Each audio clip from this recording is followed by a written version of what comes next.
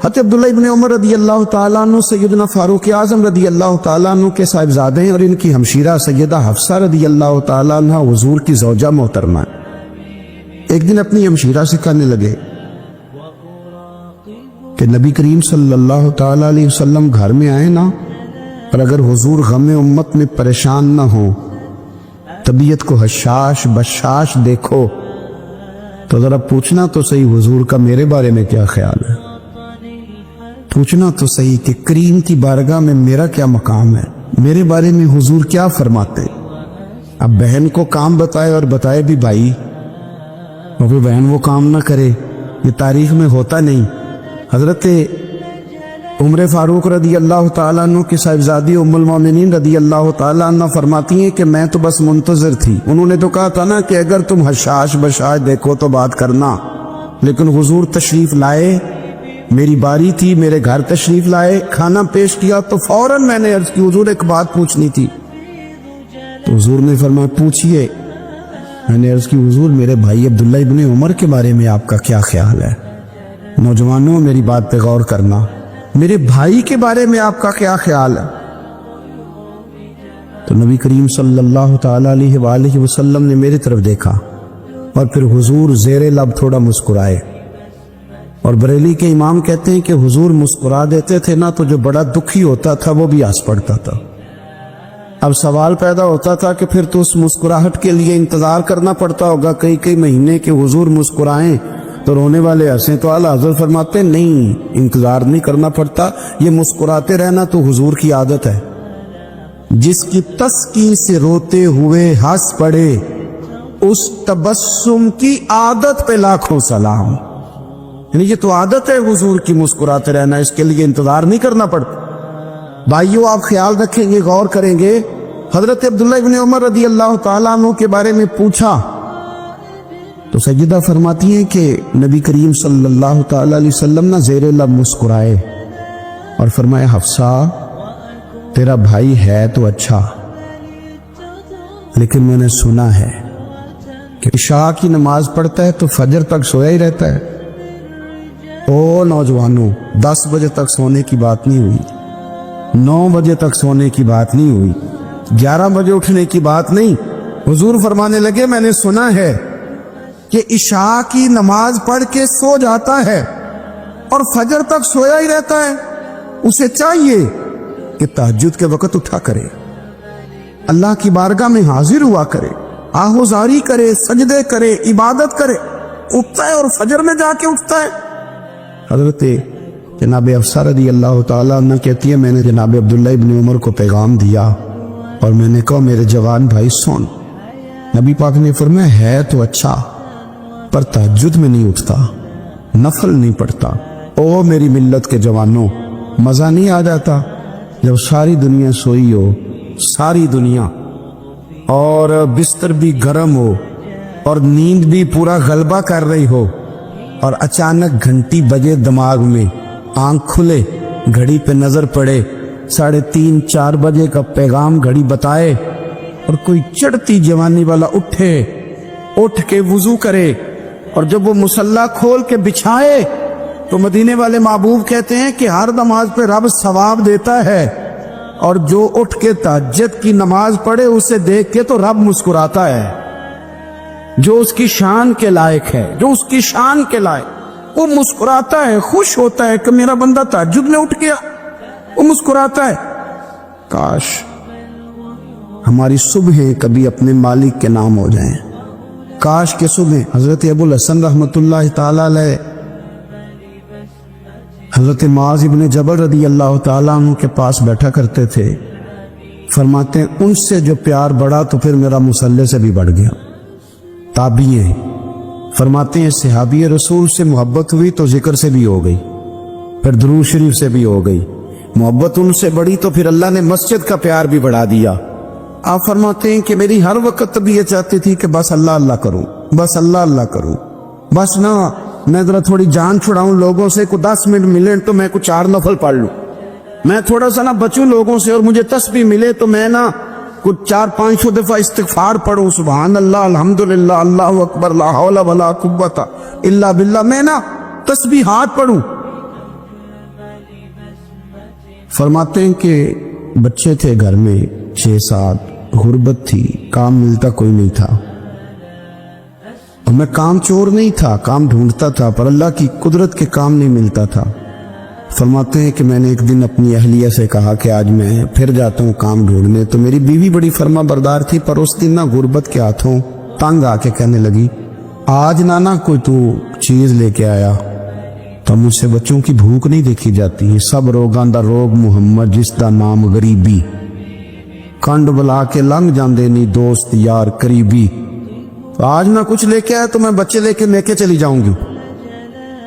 شیخ فرماتے ہیں کہ میں بڑا پریشان گھر سے نکلا, پر میں نے صبح سے لے کے زور تک کام ڈھونڈا, کام ملا کوئی نہیں.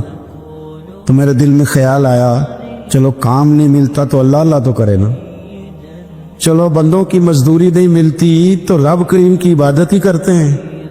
فرماتے ہیں کہ میں نے نا فرات کے پانی سے وضو کیا نہر کے, شدید دھوپ تھی, ساتھ ریت تھی اور ریت تپ رہی تھی.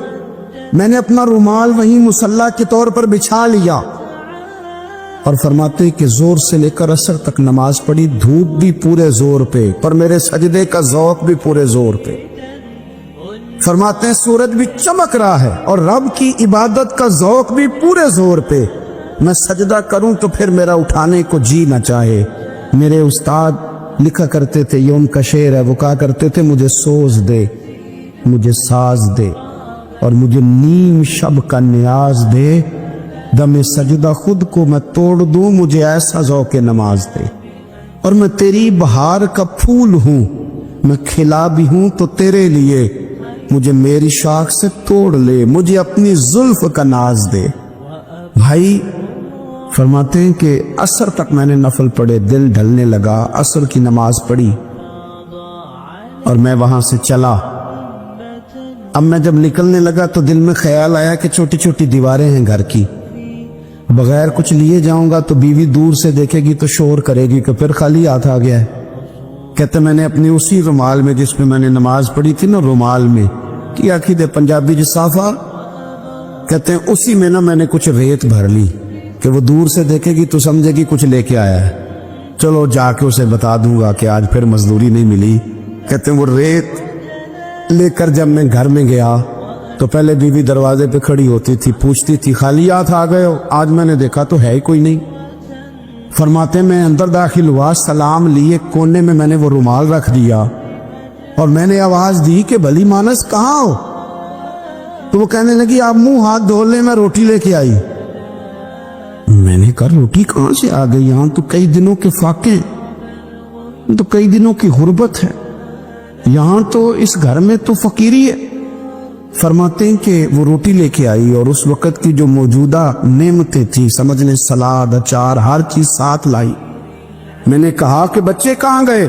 کہنے لگی وہ کھانا کھا کے کھیلنے گئے, آپ کھانا کھا لیں آ جاتے. کھانا اس نے چن دیا. میں نے حیرت انگیز لہجے میں ساری نعمتیں اپنے دسترخوان پہ دیکھ کر کے بیوی سے پوچھا یہ کہاں سے آیا کھانا؟ بچوں کو تو نے کہاں سے کھانا کھلایا؟ یہ سارا کچھ کیسا ہے؟ تو کہنے لگی پتہ نہیں آج آپ کس کریم کی مزدوری کرنے چلے گئے تھے, پتہ نہیں کس کریم کی. میرے گھر میں تو اتنی نعمتیں آئی ہیں کہ مجھ سے سنبھالی نہیں جا رہی. اتنا اناج ہے, اتنا گندم ہے, کس کریم کے دروازے آج چلے گئے تھے؟ یہ کہتے کہتے وہ اٹھی اور اٹھ کر کے کہنے لگی پہلے بڑا کچھ آیا تھا, اب کیا لے آئے ہو؟ اور جا کر کے نا اس نے وہ ریت والا رومال کھولا. کہنے لگے میں تو لے کے آیا تھا ریت, تو میرے رب نے اسے بھی سونے اور ہیرے بنا دیا تھا. جب آپ کی توجہ اللہ کی جانب, میرے نبی پاک صلی اللہ تعالی علیہ وسلم نے فرمایا ہر چیز اپنے رب سے مانگ, ہر چیز مانگ, ہر چیز مانگ. یا رسول اللہ کیا کچھ؟ میرے محبوب نے فرمایا تیرے گھر میں نمک بھی ختم ہو جائے تو وہ بھی اپنے رب سے مانگا کر.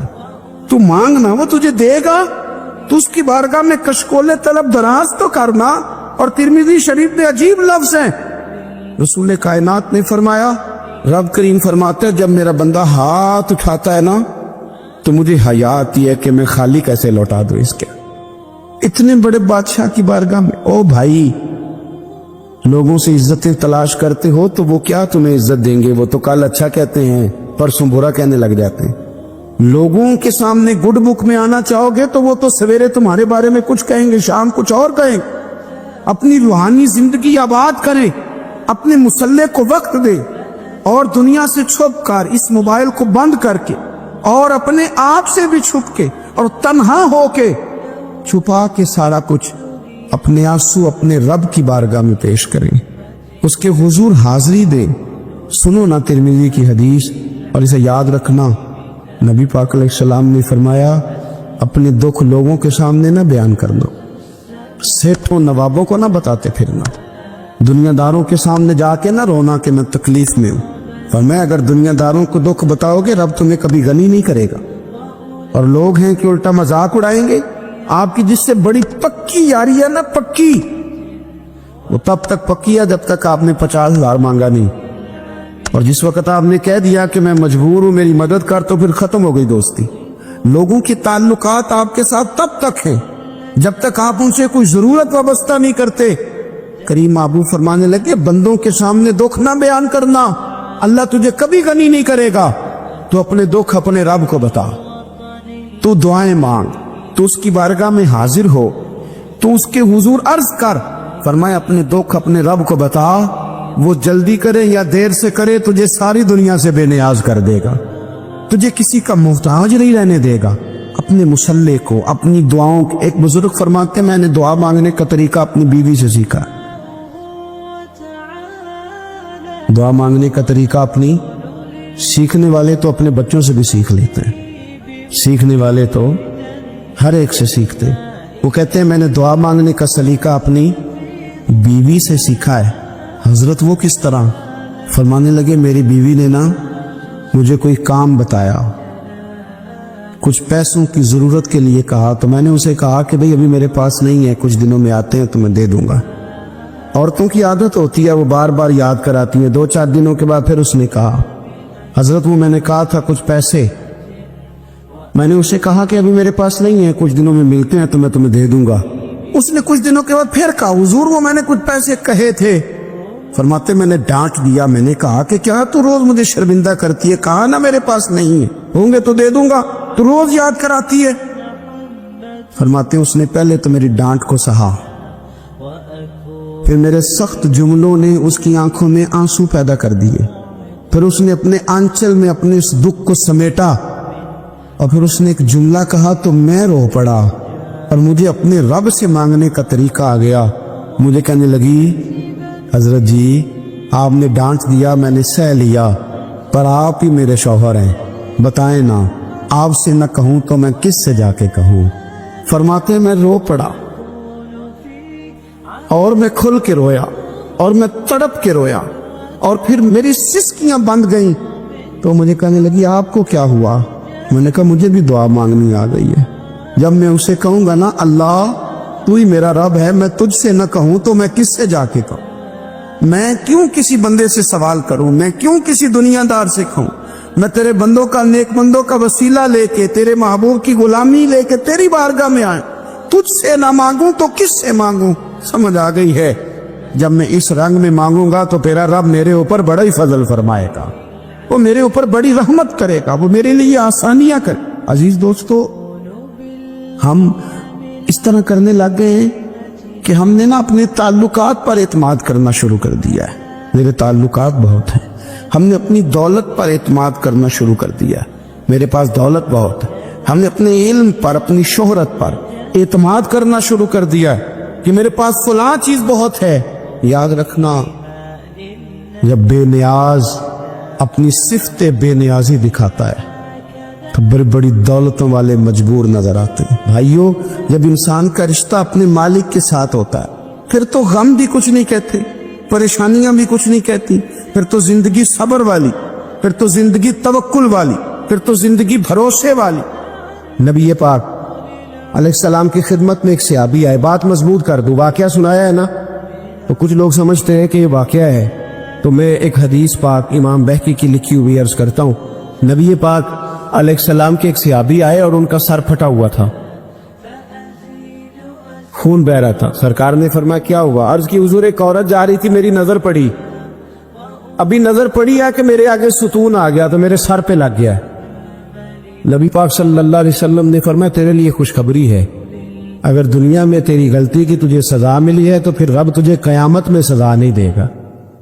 پھر اللہ قیامت میں سزا، بعض گناہ ایسے ہیں جن کی یہاں بھی سزا ملے گی اور وہاں بھی ملے، لیکن میرے بھائی پہلی بات یہ ہے کہ اللہ تعالیٰ اس غلطی کی یہی سزا دے لے اور دعا فرمائے اللہ تبارک و تعالیٰ یہاں بھی معافی عطا فرمائے وہاں بھی معافی عطا فرمائے، اللہ درگزر ہی فرمائے. لیکن میرے بھائی ایک تو یہ سزا یہ ہوتی ہے کہ انسان جب گناہ کرنے لگتا ہے تو اللہ نعمتوں کے دروازے کھولتا ہے، مہلت دیتا ہے. 500 سال تک فرعون کو مہلت دی. کتنے؟ یہاں جو 5 سال حکومت کر لیتا ہے وہ کہتا ہے سب سے قابل میں ہی ہوں، مجھے مہلت جو ملی ہوئی ہے. 500 سال مہلت دی اللہ تعالیٰ نے. اور فرعون کی قوم پر پتہ عذاب کس طرح کے آئے تھے؟ ٹڈیاں مسلط کر دی اللہ نے. یہ گھومتی نہیں چھوٹی سی، ہم اپنی زبان میں اس کو کچھ لوگ مختلف ناموں سے یاد کرتے ہیں، کوئی مکڑی کہتا ہے، کوئی کچھ کہتا ہے. مسلط کر دی، جاتی نہیں. ان پر بنی اسرائیل کے ان مقابل جو فرعون کی قوم تھی ان پر الزام اس طرح کا عذاب آیا کہ مینڈک مسلط کر دی اللہ تعالیٰ. برتن کھولتے تھے اندر مینڈک نکلتا تھا، دنیا کی ہر دوائی استعمال کرتے تھے لیکن مینڈک نکل آتا تھا. تھوڑا سا سمجھا کرے چیزوں. ہمارے رنگ نہیں زیادہ گورے کہ ہم پر عذاب نہیں آتا. کوئی بہت زیادہ اللہ تعالیٰ معاف فرمائے دولت نہیں جمع کرا بیٹھے شاہی خزانے میں کہ ہم سے پوچھا نہیں جائے. یہ مہلت ہے، مہلت کو مہلت سمجھو. پھر جب پکڑ آتی ہے نا اللہ کریم کی، میں نے دیکھا ہے کروڑوں روپیہ 6 اولادیں. ایک شخص کے بچے باہر سے آ رہے تھے، وہ بندہ بیمار تھا. مجھے کہنے لگا حضرت جی دعا کریں میں ان کے آنے سے پہلے مر جاؤں ورنہ آ کے مجھے مار دیں گے. دعا کریں. اتنی بے سکونی، کروڑوں روپیہ پڑا تو یہ عذاب نہیں؟ کوئی ضروری ہے کہ پتھر برسیں گے تو سمجھ آئے گی؟ یہ جو سگا بیٹا بوڑھے باپ کے قریب سے گزر جاتا ہے سلام نہیں لیتا تو اس کو عذاب نہیں سمجھتے؟ جی جو امت کی بیٹیاں، امت کی بچیاں، ہماری بچیاں ایک سال کے اندر 75,000 ہزار بچی ایک ڈویژن سے بھاگ کے شادی کر رہی ہے اور ایک صوبے سے، تو اس کو آپ اللہ کا عذاب نہیں سمجھتے؟ یہ معمولی بات ہے. نہیں ہمارے رنگ ہو رہے ہیں، ہم بڑے سمارٹ ہیں. 1500 سال مہلت دی نوح علیہ السلام کی قوم کو. کتنے سال؟ بول کے بتائیے، بول کے دوبارہ بولیے. 1500 سال. کوئی آدمی اپنی سمارٹنس پہ خوش نہ ہو جائے کہ 20 سال ہو گئے میں تو نافرمانی بھی کر رہا ہوں، روٹی بھی پک رہی ہے، میں تو حرام بھی کھا رہا ہوں، پھر بھی سب ٹھیک ہے. 1500 سال مہلت دی. پھر حضرت نوح کہنے لگے اللہ میں نے تو بڑا سمجھایا نہیں باز آتے. تو رب کریم نے فرمایا کشتی بناؤ. اللہ کے پیغمبر کشتی بنانے لگے تو قوم مذاق اڑانے لگے. اب کیا کرنے لگے ہو؟ اب کشتی بنانے لگے ہو، خیر تو ہے، قوم مذاق اڑا رہی ہے. حضرت نوح علیہ السلام کا آپ نے کشتی بنائی، پانی کہاں سے نکلا؟ نہ بارشیں ہوئی نہ سیلاب آئے. ایک تندور تھا اس کے اندر سے پانی نکلنا شروع ہو. کبھی تندور سے بھی پانی نکلا ہے، پر جب نکالنے والا چاہتا ہے تو وہاں سے بھی ایک تندور سے پانی نکلا. اتنا نکلا، اتنا نکلا، اتنا نکلا کہ قوم ساری ڈوب گئی. قرآن مجید کے صفحات شہادت دیں گے کہ حضرت نوح کی قوم کا بچہ بہ گیا. بچے صرف وہ تھے جو حضرت نوح کے ساتھ ہو گئے، تباہ ہو گئی. اللہ بے نیاز ہے، بے نیاز. 1500 سال مہلت ملے اور تو پھر بھی کہے رب بڑا کریم ہے معاف کر دے گا. 1500 سال تجھے گنجائش تھے اور تو کہے کوئی نہیں بات معافی ملنی چاہیے ابھی بھی. میرے بھائی حضرت صالح علیہ السلام کی قوم، حضرت صالح نے تبلیغ شروع کی تو کہنے لگے پہلے معجزہ دکھاؤ. جی آج تو نہ لوگ معجزے مانگتے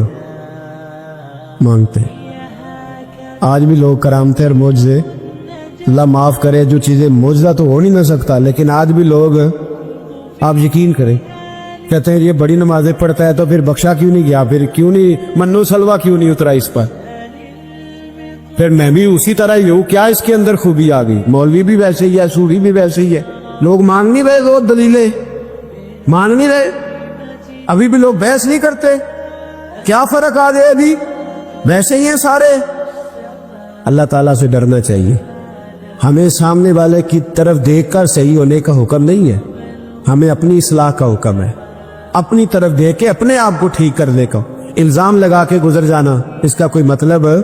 سنو اور یاد رکھو، حضرت صالح علیہ السلام سے کہنے لگے پہلے معجزہ دکھائیں، تو حضرت صالح علیہ السلام نے فرمایا اونٹ کہاں سے پیدا ہوتے ہیں؟ کہا اونٹنی کے بطن سے. فرمایا آؤ میں تمہیں پہاڑ کے اندر سے اونٹنی پیدا کر کے دکھاتا ہوں. کہاں سے؟ پہاڑ کے اندر سے. حضرت نوح ساتھ لے کے گئے تو پہاڑ کے اندر سے اونٹنی نکلی، اور اونٹنی بھی گابن تھی، اس کے پیٹ میں بچہ. اور اونٹنی اتنا دودھ دیتی تھی کہ ساری بستی دودھ پی جاتی تھی، پھر بھی دودھ بچ جایا کرتا تھا. لیکن حضرت نوح علیہ السلام نے فرمایا اب تم نے دیکھ تو لیا ہی اسے، یہ جتنا دودھ دے گی روٹی بھی اتنی کھائے گی. ایک دن تم سارے پانی پیو گے، ایک دن یہ سارا پانی پیا کرے گی. ایک دن تم سارے باقی جانوروں کو گھاس کھلاؤ گے، ایک دن یہ اونٹنی. اور اونٹنی کا نام کیا؟ ناقۃ اللہ، اللہ کی اونٹنی. کس کی اونٹنی؟ نام کیا ہے؟ اللہ کی. یہ اللہ کی اونٹنی ہے. تو حضرت نوح علیہ السلام کی اونٹنی. فرمایا اس کی بے ادبی نہ کرنا. باز نہیں آئے لوگ، باز نہیں آئے. کہنے لگا جی دودھ دینا تو ٹھیک ہے، پر یہ جو سارا پانی پی جاتی ہے نا یہ صحیح نہیں. یہ جو ساری گھاس کھا جاتی ہے یہ نہیں تھی. دودھ دینا تو ٹھیک ہے پر یہ نہیں صحیح. آپ نے فرمایا اسے کچھ نہ کہنا، اللہ کی اونٹنی ہے. میں کہا کرتا ہوں ان لوگوں نے ناقۃ اللہ کی بے ادبی کی. حضرت نوح علیہ السلام کی اونٹنی کی ٹانگیں کاٹ دی صالح علیہ السلام. اور دیکھو اللہ بڑا بے نیاز ہے، اگر پیدا کرنا جانتا ہے تو حفاظت کرنی نہیں جانتا. لیکن رب کریم نے فرمایا نہ کرنا. انہوں نے ان کے پیر کاٹ دیے، کانوں پہ چھریاں لگائیں. اونٹنی جب مر گئی، اونٹنی اللہ تبارک و تعالیٰ کی وہ اونٹنی جب مر گئی تو حضرت صالح علیہ السلام کی قوم پر رب کریم نے زلزلہ بھیجا. اذا زلزلت الارض زلزالہا، جب زلزلے آئے گے اور جب ان کا زلزلہ آنا تھا، زلزلہ آتا ہے نا، کیا کرتی ہے قوم؟ لا الہ الا اللہ، لا الہ الا اللہ، کلمے جاری ہو جاتے. بلکہ ایک دفعہ ایسا بھی ہوا کہ مسجدوں میں اعلان ہونے لگے زلزلہ آ رہا ہے. جو فجر کے لیے نہیں اٹھے زلزلے کے لیے وہ بھی اٹھ گئے. جن کا دعویٰ ہے نا میری سویرے آنکھ نہیں کھلتی، ان کی لگی نہیں کتنے گھنٹے، بعد میں بھی نہیں لگی. ٹی وی پہ اعلان ہوتے رہے کوئی نہیں آ رہا، سو جاؤ چپ کر کے. لیکن آنکھ لگی. موت سے تو ڈرتا ہے، اللہ سے ڈرتا ہی نہیں. موت کا خوف ہے، رب کا نہیں. زلزلہ آیا، ساری قوم تباہ ہو گئی. بتاؤ اگر ناقۃ اللہ کی گستاخی ہو تو اللہ ناراض ہو جاتا ہے، اور اگر اولیاء اللہ کی ہو، اگر اولیاء اللہ کی ہو تو رب ناراض نہیں ہوتا. شرم نہیں آتی لوگوں کو داتا صاحب کی بے ادبی کرتے؟ شرم نہیں آتی لوگوں کو غوث اعظم کی گستاخی کرتے؟ حیا نہیں آتی جنہوں نے دین پھیلایا ان کی بے ادبی؟ میں درد سے کہتا ہوں، رو کے کہتا ہوں. اور اگر کلیجہ پھٹ سکے تو میں دکھاؤں زخم کتنے.